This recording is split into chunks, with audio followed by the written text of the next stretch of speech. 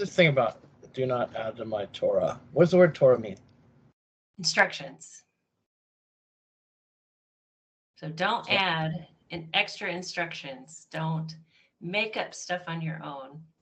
Just stick to what is Yah's words.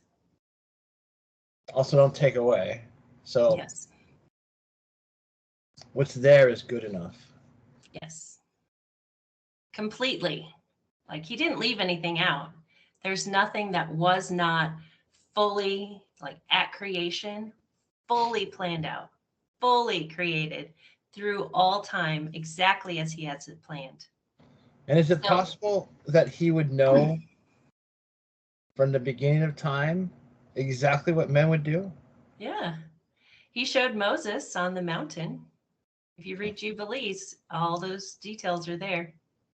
Well, let's go do that then. Plus, it's on So the the heavenly thought tablets, process so it's that- not messed up. Right. So my thought process is that if he knew everything man was going to do, Yeah, he told us what not to do.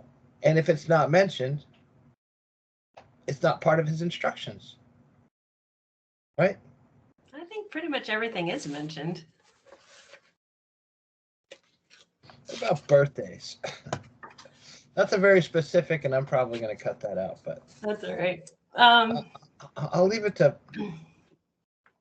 people are brand new in Torah sometimes, and they have a tendency to be what I call Torah terrorists, and they're adding to the Torah.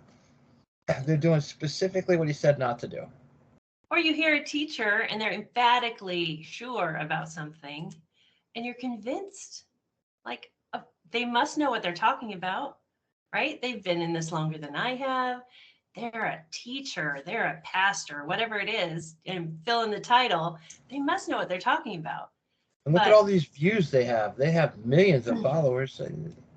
But what does Yahuwah say? Let's go back to that. Yeah, and I look at it just as an opportunity to praise Yah. Like I'm celebrating my life or my children's lives. I don't see how Yah would be against that. He is so for life. He tells you again and again, choose life. So I think it's. And if we're to believe, they celebrated when Isaac was born, right? Mm-hmm. Abraham and Sarah. That's a huge deal. Yeah, why wouldn't you? And it's not that I'm elevating it to a Sabbath. I'm not saying it's a festival. I'm not adding it to Leviticus 23. So I'm not like elevating myself to status of, oh, this day is better than a Shabbat or anything like that. It's just an opportunity to praise Yah. Right. And to tell somebody you love, because that's the instruction, love each other, then I'm so happy you made it another year. Yeah. Absolutely. And I get to enjoy my life with you. Especially, if you have somebody in your life whose life could end tomorrow. I got a special needs kid, and his birthday's coming up next week. Don't think for 1 second I'm not going to say I'm happy you're here still. Right. It's a great opportunity. Why not? Celebrate it. Plus, it's providing joy to somebody. I don't really care about my own birthday, but if somebody says, hey, happy birthday, I'm not going to be like, oh, that's pagan. I don't do that's ridiculous. Well, there's so many of those. There's enough of those that you can call out for sure. Right. Those are very specific. Today, but it's almost every month. So Yahuwah saw from the beginning to the end, and he told Moses all about it. So yes. Let's dig into the Book of Jubilees. So how do you come by the Book of Jubilees? How do you have it? I have it the Hermenia translation. It's James Vanderkam. It's also online. The first time I read it, it was on Sepharia.org, I think it is. And that one is kind of cool because it's in Hebrew and then it's in English, verse by verse. So that one's kind of fun if you want to dig into what those Hebrew words are. And get out your dictionary. Then I have it on a pseudo. I'll put a link to it in the description. Sure. And then also the Sefer I have online, like on my phone. I downloaded the app a while ago.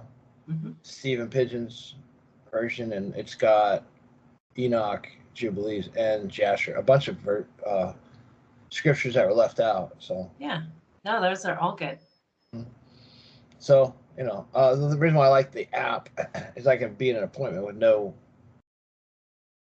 cell phone or like internet connection, and still, if I'm waiting on an appointment or whatever, I could open up the scriptures and read, and it's right there on my phone. So yeah, that's handy. So I guess we'll dig into Jubilees right now and see the the first chapter, past, present, and future. Like, do you wanna read it? Okay. Yeah. Okay. So I have a bit of a prologue. These are the words regarding the divisions of the times for the law and for the testimony, for the events of the years, for the weeks of their jubilees throughout all the years of eternity, as he related them to Moses on Mount Sinai, when he went up to receive the stone tablets, the law and the commandment by the word of Yahweh, as he had told him that he should come up to the summit of the mountain. And that is actually, I think it says later on, it's like the day after the 16th day of the third month. So that would be the day after Shavuot, I'm pretty sure. So you want to talk about anything there? No. Okay, good. Continuing on, chapter 1. During the well, maybe I do actually. So there's tablets of stone that end up in the Ark of the Covenant, but then is that to be assumed that the same tables are in heaven? Then is that what you would derive from that? There are tablets. The heavenly tablets we're told of several times. I don't know exactly what's on those, but I would imagine they're very similar because Yah himself writes out the first set of tablets. And then Moses has to write out the second set after he breaks that first set. So I don't know. It's kind of interesting idea. And there's several times that those tablets are referenced here in Jubilees. Yeah, and so if it's there, it was before Moses. Like, I've heard it argued that these commands didn't exist before. Oh, goodness. Are you kidding? If Yah walked in the garden with Adam, don't you think he told him then? Like, I think it's from the very beginning. Right. And chapter 2 really addresses, we'll do chapter 1 now, but chapter 2 really addresses the importance of the Shabbat. Like, there's no getting around it. No wiggle room in chapter 2. During the first year of the Israelites' exodus from Egypt, in the third month, on the 16th of this month, Yahweh said to Moses, "Come up to me on the mountain. I will give you the 2 stone tablets, the law and the commandment that I have written, so that you may teach them." So Moses went up to the mountain of Yahweh. The glory of Yahweh took up residence on Mount Sinai, and a cloud covered it for 6 days. When he summoned Moses into the cloud on the 7th day, he saw the glory of Yahweh like a blazing fire on the summit of the mountain. Moses remained on the mountain for 40 days and 40 nights while Yahweh showed him what had happened beforehand as well as what was to come. He related to him the divisions of the times for the law and for the testimony. So I thought that was really cool in this first verse. Yah is giving him these stone tablets that he can teach the Israelites. And the important thing to know, not the important thing to know, but it was so consistent. Moses and Aaron are both Levites. Yeah. So he is authorized to teach. Yes. There's not a detail left out. Like, it's perfectly orchestrated. It's every detail. It's so amazing. And I remember when I was a kid hearing that story, and I skipped over the part of Levi, like it didn't resonate with me until recently. Started doing, Yeah. oh, I had no idea. Yeah. So like, but Levi, he's part of the tribe of Levi. His ancestors were Levi. Yes. And thanks to Phineas, they have that eternal covenant. They will always be ministers of Yah. Is so incredible. Sorry for interrupting yet again. You're not interrupting. We're supposed to take breaks. Okay, so this is Yahweh's first speech. So Yahweh said to him, and that's Moses, pay attention to all the words that I tell you on this mountain. Write them in a book so that their generations may know that I have not abandoned them because of all the evil they have done in breaking the covenant between me and your children that I am making today on Mount Sinai for their offspring. So it will be that when all these things befall them, they will recognize that I have been more faithful, and they in all their judgments and in all their curses, they will recognize that I have indeed been with them.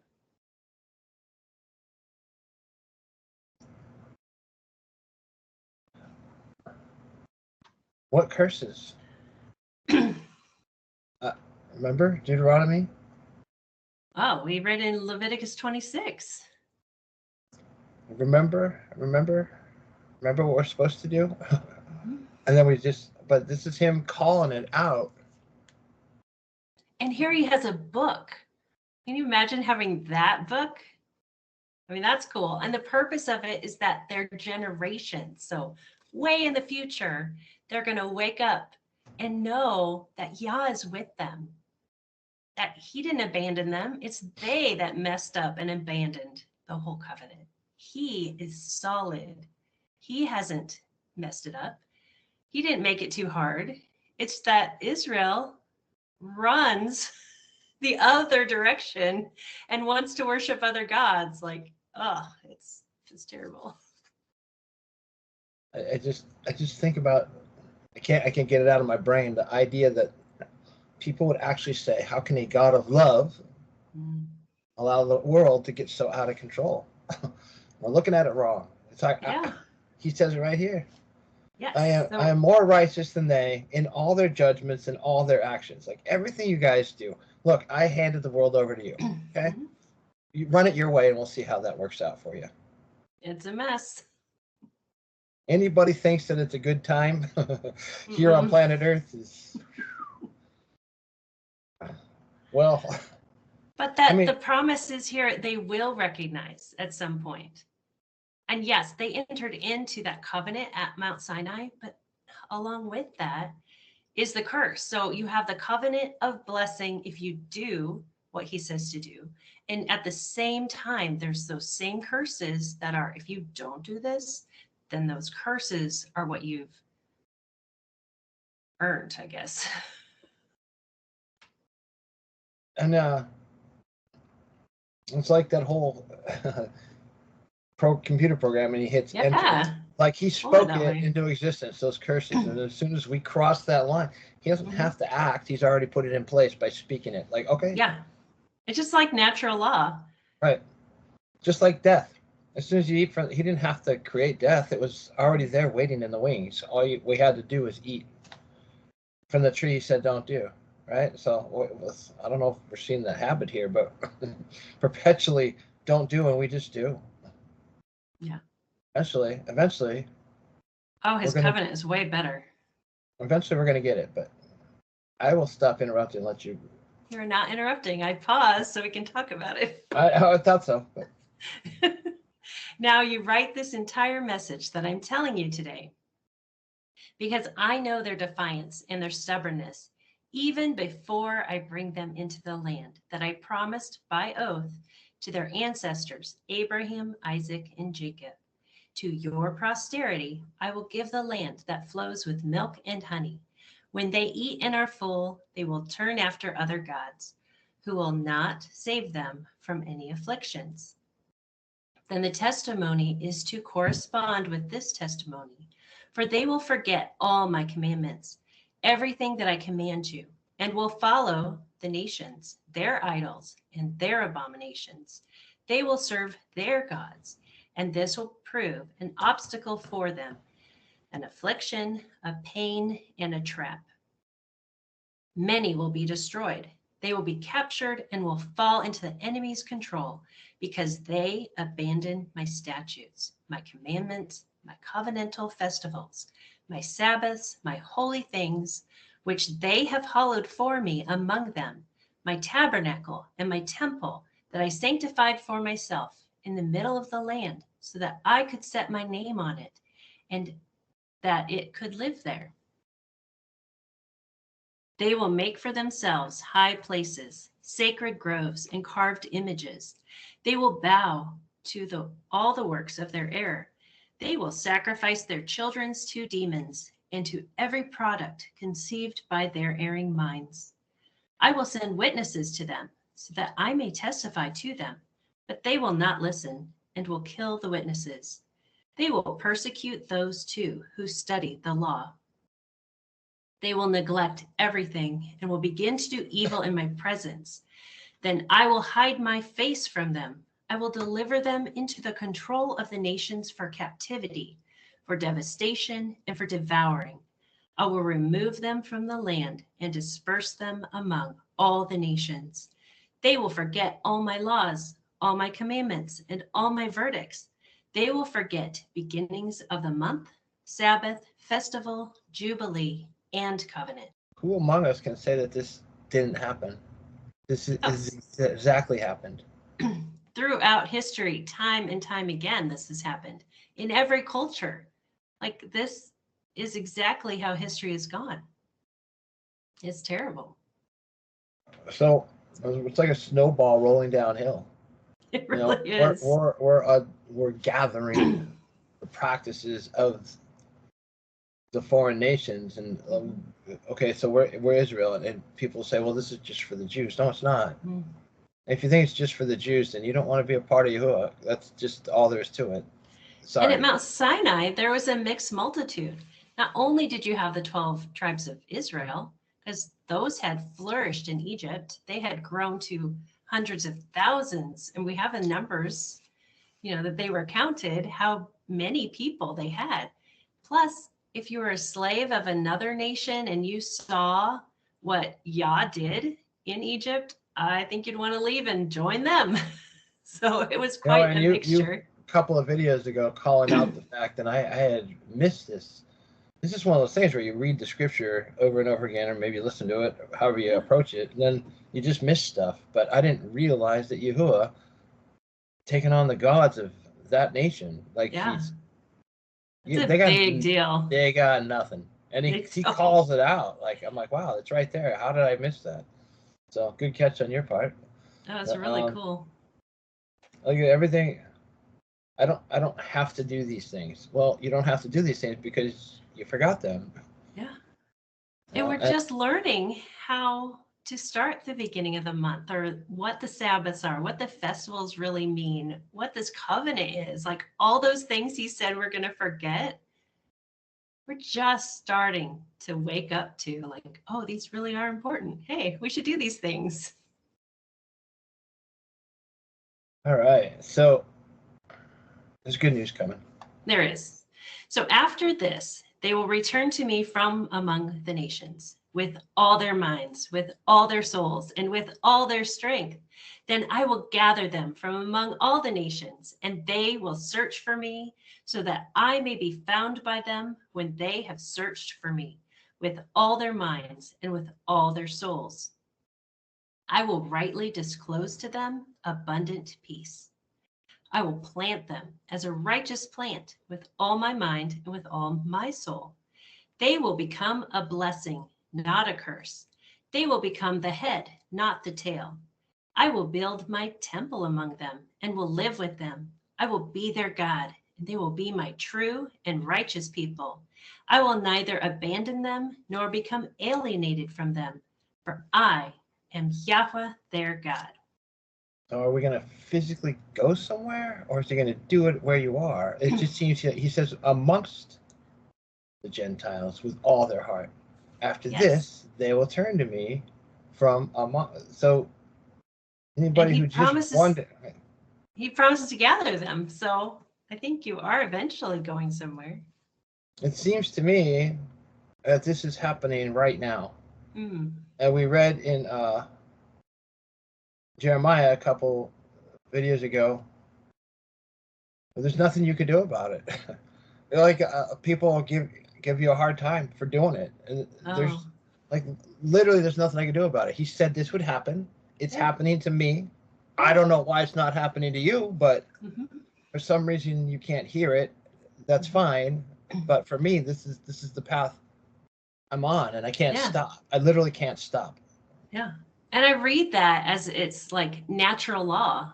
Yah set so many things in motion at creation that still work. You can look around how the world works today, how the animals are, the plants are, whatever, and they still function just as he set up.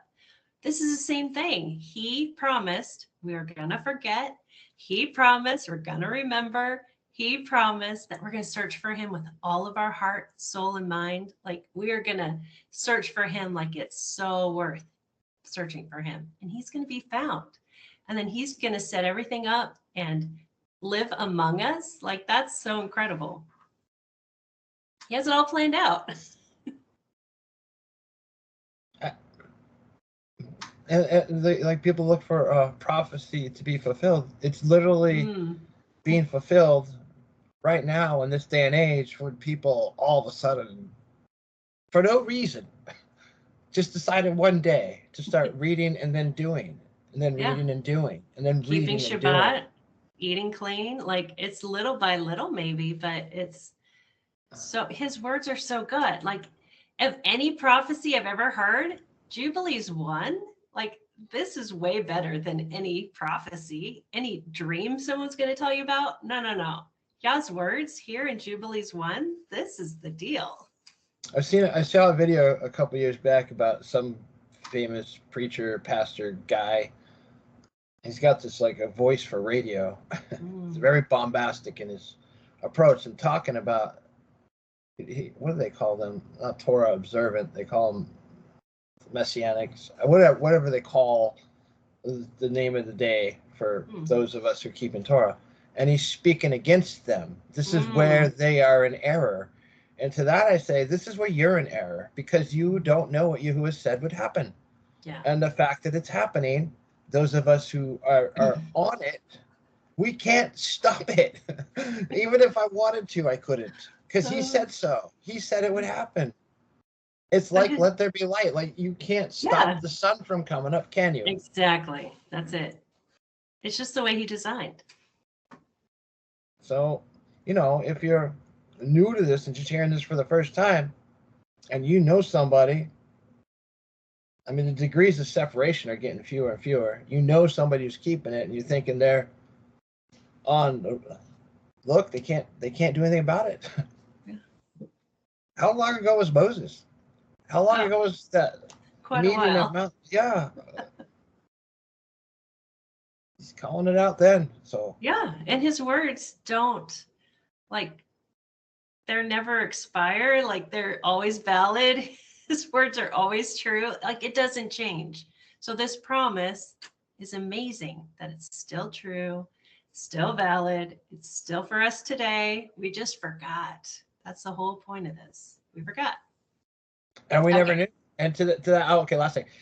This book hasn't been in your Bible for centuries. It was taken out.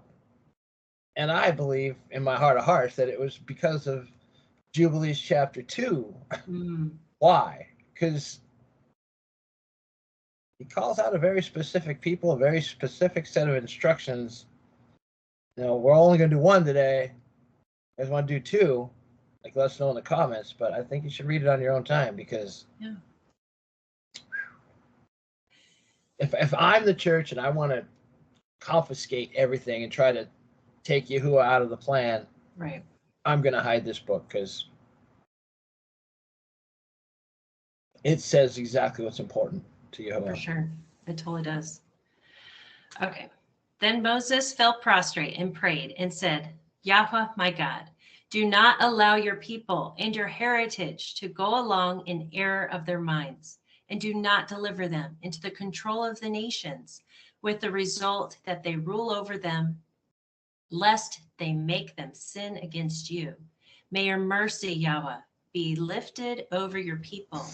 Create for them a just spirit.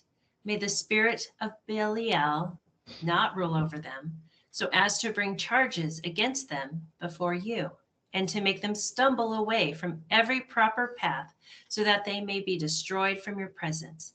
They are your people and your heritage, whom you have rescued from Egyptian control by your great power. Create for them a pure mind and a holy spirit. May they not be trapped in their sins from now to eternity. Then Yahweh said to Moses, I know their contrary nature, their way of thinking, and their stubbornness. They will not listen until they acknowledge their sins and the sins of their ancestors. After this, they will return to me in a fully upright manner, with all their minds and with all their souls. I will cut away the foreskins of their minds and the foreskins of their descendants' minds. I will create a holy spirit for them and will purify them in order that they may not turn away from me from that time forever. Their souls will adhere to me and to all my commandments. They will perform my commandments. I will be their father, and they will be my children.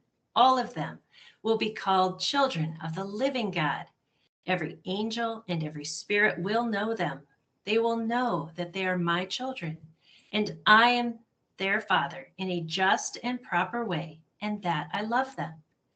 Now you write all these words that I tell you on this mountain, what is first and what is last, and what is to come during all the divisions of the times that are for the law and for the testimony and for the weeks of their jubilees until eternity, until the time when I descend and live with them throughout all the ages of eternity. I mean, that's just cool. Yeah. And so future, like I had read this before as just what God told Moses on the mountain, not that it was for our time today or even in the future from our time. Like God's promises are so good. This is just the start of it. Mm-hmm. And I want to bring in Daniel's vision, or the vision of Nebuchadnezzar that Daniel interpreted. And people are going to say it's something else, but the stone is the Torah, his instructions. Mm-hmm. And so there's empires throughout time that just take over, and these empires are run by man. This goes back to what we were saying a minute ago, is that, okay, you guys have had it your way long enough. Yeah. Now I'm going to take over, and I'm not. And it says it's going to take over the whole earth, his way, and he's not going to relent its sovereignty to another. And this backs it up. Yeah, right? Yah is completely sovereign. Like, dude, I'm doing it whether you want me to or not, and that's just the way it is. It's my earth, it's my planet, you're my people. We're going to do things my way, because your way is full of death and yuck. So gross. But the cool thing I thought in this was that the heritage of Yah is his people. Mm-hmm. Like those in covenant, those of Israel that are searching for him with all their heart, that are entering into doing his commandments, that's his heritage. I just thought that was really cool. Well, and then the other part of it is, like, a lot of us worry about our family not getting it, right? But he says they will. Yeah. They will. There's nothing they can't stop it. So just chill on your family and work on you and your relationship, Right. Yeah. I think that's what makes being obedient so worth it. Like, if me being in covenant, keeping his commandments somehow brings my descendants, my children into this, yes, I'm totally for that. So the baby Torah people don't beat up people over paganism, man. Just don't you do it. And the thing, absolutely, like, drop the junk and then focus on what he says to do. Do that. That's the focus. And he's going to turn everybody, all his children, because if you're related to them, they're his children too. Yeah. So the promise throughout time is that we had entered into that covenant, but in that same verses, we also entered into the curse. So there's another incentive to do his stuff for sure. I mean, can you imagine Moshe walking with that burden on his brain? Like, oh my gosh, I've seen it all. I've seen what you guys are going to do. And I can imagine, like, if I'm him, I'm getting so upset because all they're doing is complaining. It's like, guys, do you not realize that? Because he's seeing it physically happen. Yeah, and he warns them. How would you not warn them? Because you know what's coming. How many times did he plead with them? I know you guys are going to mess this up, but please choose life. Please do what's good. Come on, you can actually do this. Oh, man. And I can imagine, like, when you discipline your child and you tell your child not to do something because maybe you've done it in the past, you're like, okay, this is going to hurt. Please don't do this. But then they persist on doing it until they figure it out themselves. This is like Moshe, I think that's exactly what he's doing. Yeah. He's like, okay, listen, I'm not going to be able to go and land with you, but when you get there, you're going to blow it, man. You guys are going to blow it. They blew it before he was even off the mountain. Like, it was so fast. Yeah, but we're all going to come back. Yes, that's the promise. All right. Then he told the angel of the presence to dictate to Moses, starting from the beginning of creation until the time when my temple is built among them throughout the ages of eternity. Yahweh will appear in the sight of all, and all will know that I am the God of Israel, the father of all Jacob's children, and king on Mount Zion for the ages of eternity. Then Zion and Jerusalem will be holy. The angel of the presence, who was going along in front of the Israelite camp, took the tablets that told of the divisions of the years from the time the law and the testimony were created, for the weeks of their jubilees, year by year in their full number, and their jubilees from the time of the first creation until the time of the new creation, when the heavens and the earth and all their creatures will be renewed like the powers of the sky, and like all the creatures of the earth, until the time when the temple of Yahweh will be created in Jerusalem on Mount Zion. All the luminaries will be renewed for the purpose of healing, health, and blessing for all the elect ones of Israel, and so that it may remain this way from that time throughout all the days of the earth. It will not relent its sovereignty to another. Yeah. And how cool the luminaries are for health and healing. Like, that's going to be restored. If the animals spoke at creation, like, that's going to be restored. Like, that's incredible. I mean, yeah, I will fulfill. Like, it's. I think it's kind of misleading when he says, "I will fulfill my commandments." The word "fulfill" means what exactly? Like, if we think "fill," like I take a glass of water and I fill it, and now it's full and I drink it, right? But fulfill means it's going to be complete. It's going to cause and effect. It's going to happen, and then they're going to do it, right? I said these things. You guys have yet to do it. Now you're going to start doing it. Yeah, that's the promise. And that is what will cause the repair between us and him. Yes. There's no go-between needed. We just need to act. We have all these if-then statements in scripture, right? If my people turn, he said, acknowledge their sins and the sins of their ancestors, then he will act. He is going to bring his presence among us. He is going to build his temple on Mount Zion. Jerusalem is going to be holy. Like, that is like amazing promise right there. That's what the gospel is. That's what the good news is. He's going to dwell among us. That is just the most beautiful thing. And every question you have, picture that, like Adam and Eve are able to interact with him You don't know unless you read this book. Yeah. It was 7 years before they were tempted and thrown out. So every single day. Yeah. They can ask him anything they want. How did this happen? How did you do that? And, yeah. Imagine those conversations. Maybe they just knew because they're made in his image, like that image, that information just transferred from the moment that breath hit them. But maybe. But for him to meet with them in the cool of the day and walk in the garden, like that would be the most incredible conversations. He wanted to dwell with his people way back then at the very beginning. So if he gave them the knowledge some other way, I don't know, but it's just an amazing thing to think of.